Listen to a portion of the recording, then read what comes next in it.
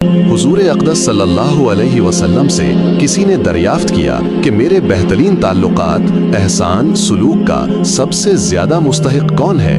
हुजूर सल्लल्लाहु अलैहि वसल्लम ने इरशाद फरमाया, फिर दोबारा तिबारा माँ को ही बतलाया। फिर फरमाया कि बाप, फिर दूसरे रिश्तेदार, अल अक़रबु फल अक़रब, जो जितना करीब उतना ही मुक़द्दम है।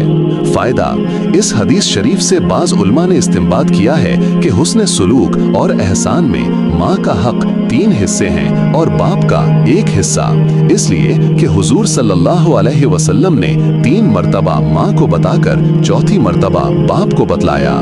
इसकी वजह उलमा ये बताते हैं कि औलाद के लिए माँ 3 मशक्क़तें बर्दाश्त करती है, हमल के, जन्ने के, दूध पिलाने के। इसी वजह से फुक़हा ने इसकी तस्दीक की है कि एहसान और सुलूक में माँ का हक बाप पर मुक़द्दम है। और अगर कोई शख्स ऐसा हो कि वो अपनी नादारी की वजह से दोनों के साथ सुलूक नहीं कर सकता, तो माँ के साथ सुलूक करना मुक़द्दम है।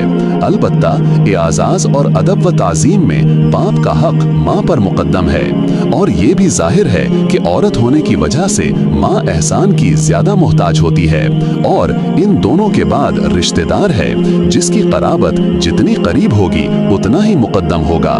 एक हदीस में है कि अपनी माँ के साथ हुस्न सुलूक की इब्तिदा करो, उसके बाद बाप के साथ, फिर बहन के साथ, फिर भाई के साथ, अल अक़रबु फल अक़रबु, और अपने पड़ोसियों और हाजतमंदों को ना भूलना।